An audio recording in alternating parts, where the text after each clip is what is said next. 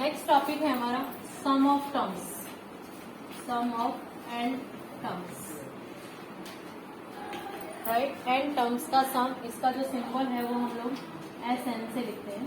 Then the formula of S N equals to N by two two A plus N minus one into, आपका ये formula है S N का। और भी है एक एस एन का formula, if last term is given, तो आपका जो एस एन है वो आप एक और मेथड से निकाल सकते हो। S N equals to N by two A plus A N.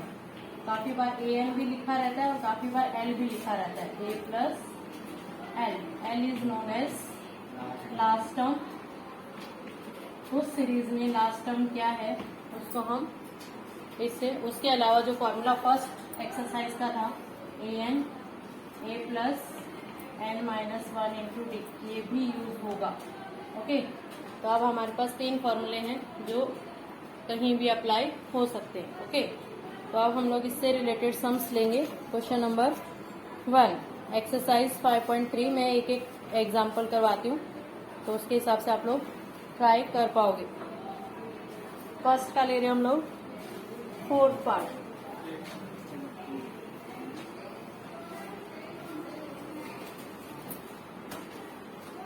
Exercise 5.3 question number 1 का लेते हैं, अपॉन वाला ले लेती हूँ 1/15, then 1/12, 1/10 up to 11 terms. Clear. सबसे पहला काम, कभी भी एपी आपके सामने आती है ए और डी फाइंड आउट करना होता है। यहाँ पे ए की वैल्यू 1/15, डी इक्वल्स टू क्या आएगा 1/12 माइनस 1/15। तो अपॉन में है तो एलसीएम लेंगे, कितना आएगा 60। ऐसा टेबल जो दोनों में आता हो, तो 12 5 जा 60, 15 4 जा क्या आ जाएगा 1/60। एन दिया ही है हमें, कितनी टर्म्स को प्लस करना है 11 टर्म्स। क्लियर। फॉर्मूला ऊपर लिखा है मैंने, right. S N, S N की जगह क्या लिखना है अपने को 11, देन 11/2 टू ए की वैल्यू 1/15 प्लस एन माइनस 1 यानी 11 माइनस 1 इंटू डी 1/60। क्लियर। ये आ गया 11/2, 2 1 जा 2/15 प्लस यहाँ से माइनस करेंगे तो कितना आएगा 10, 10 1 जा 10, 10/60। क्लियर। अब एलसीएम लेंगे, एलसीएम यहाँ पर लेना ही है हमें, तो 0 से 0 नहीं काट रहे हैं, तो आपकी कैलकुलेशन आपको अपने हिसाब से करनी है। तो यहाँ पर 60 एलसीएम आ ही जाएगा, तो इसलिए डायरेक्ट 60 लिखेंगे। 15 4 जा 4 2 जा 8 प्लस 10, तो क्या आ जाएगा ये हमारा 11/2 इंटू 18/60। अब कट कर देंगे, 2 9 जा 18, देन 3 3 जा 9, 3 2 जा 6, 11 3 जा 33/20। ये हमारे क्या आ जाएगा ऐसे, this is the answer. Clear. Next question, question number 2 find the sum given below.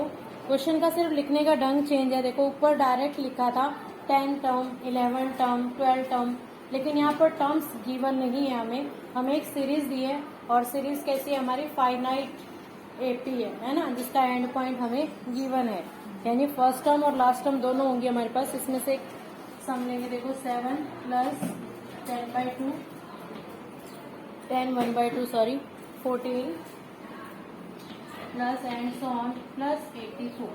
यहाँ पर अलग से मेंशन नहीं है कि आपको कितनी टर्म दी गई है, तो आपको फाइंड करना पड़ेगा इसमें नंबर ऑफ टर्म इस सीरीज में कितनी है।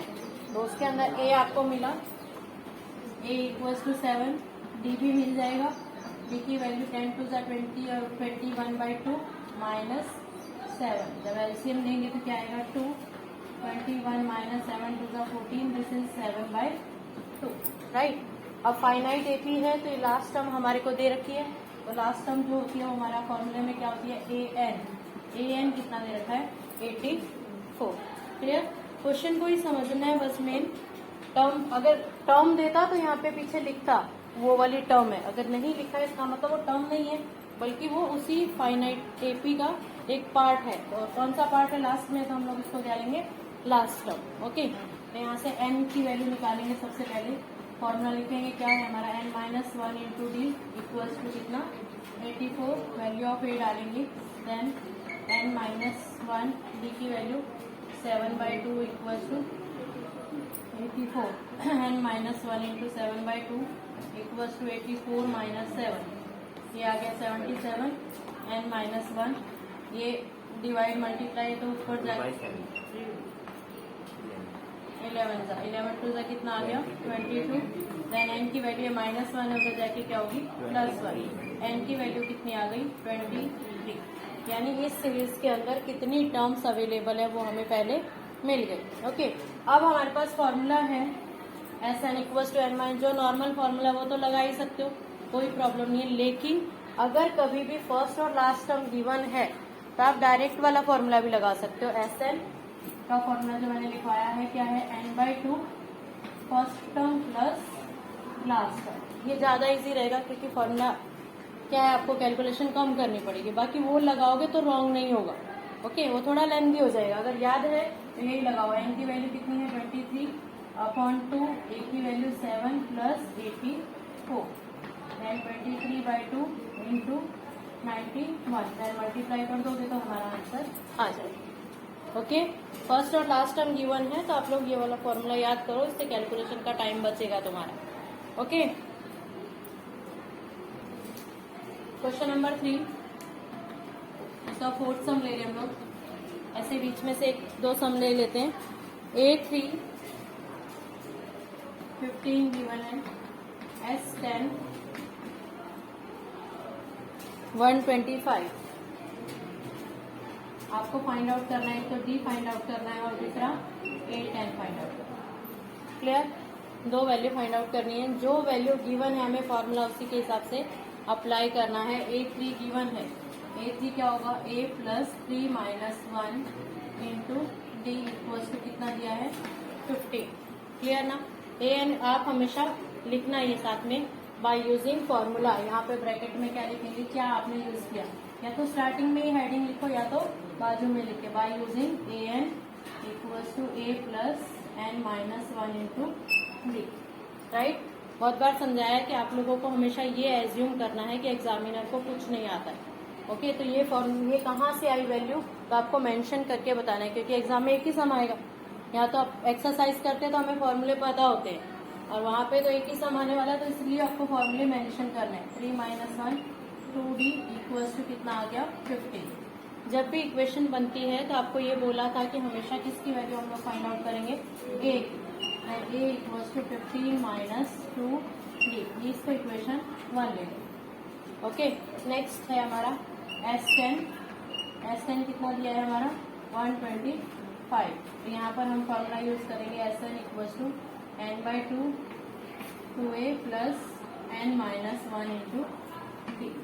राइट, S10 यानी 10/2 2a plus 10-1 into D equals to कितना 125।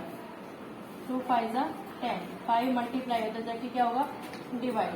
2a plus 9d equals to, इसको 5 से जब डिवाइड कर देंगे तो कितना आ जाएगा 5 2 10 5 5। ओके, क्लियर ना। पहले इस वाले को ही हम उधर लेके गए। देन a की वैल्यू पुट करो।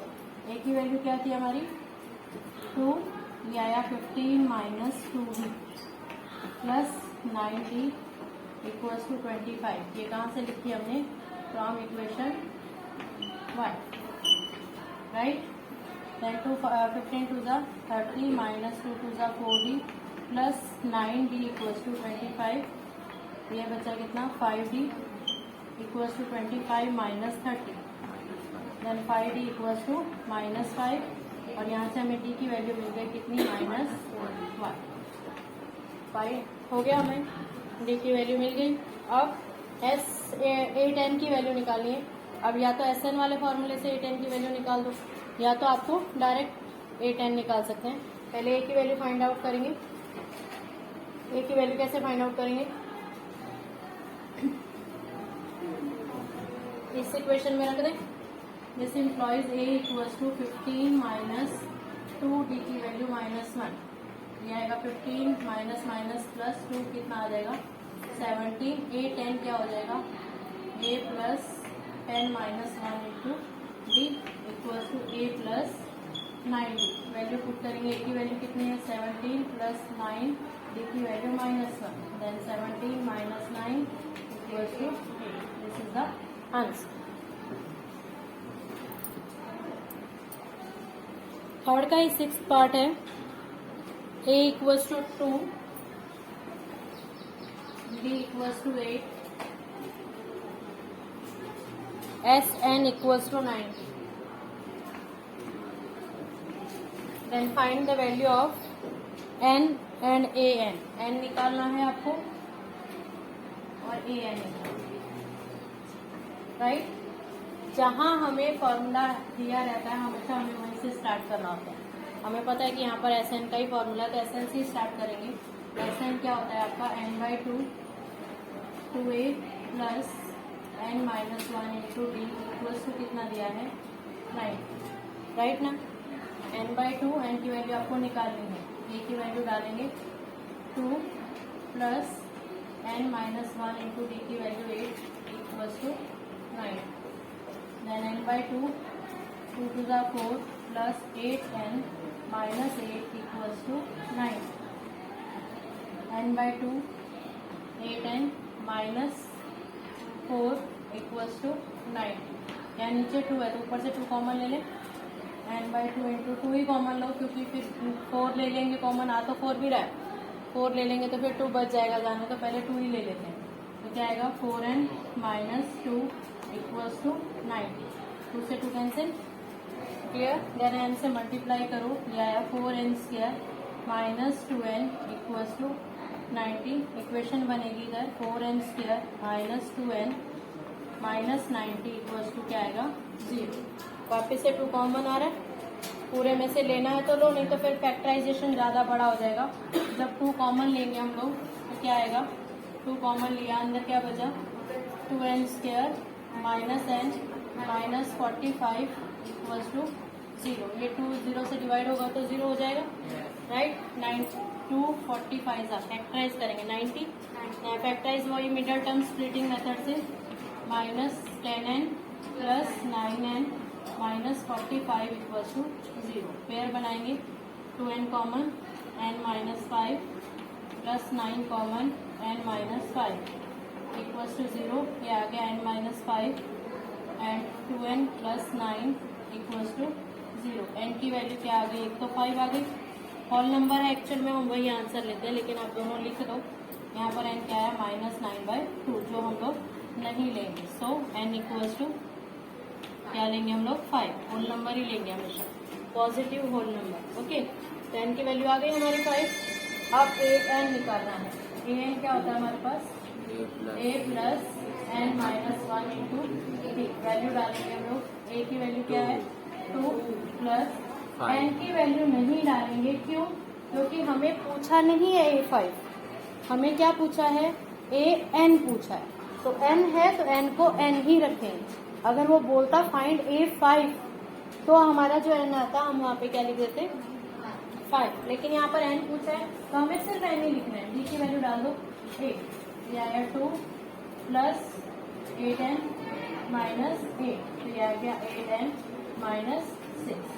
an की वैल्यू क्या आ जाएगी हमारी 8n माइनस 6। नहीं, वैल्यू अगर पूछता वो, मैं वही बोली कि अगर n की वैल्यू बोलता फाइंड 8n तो एक n की वैल्यू 10 डालते, 5 तो n की वैल्यू 5 डालते, लेकिन यहाँ मेंशन क्या किया है सिर्फ n माइनस, राइट ना, तो इसलिए n की जगह हमें क्या रखना है n ही रखना है, ओके।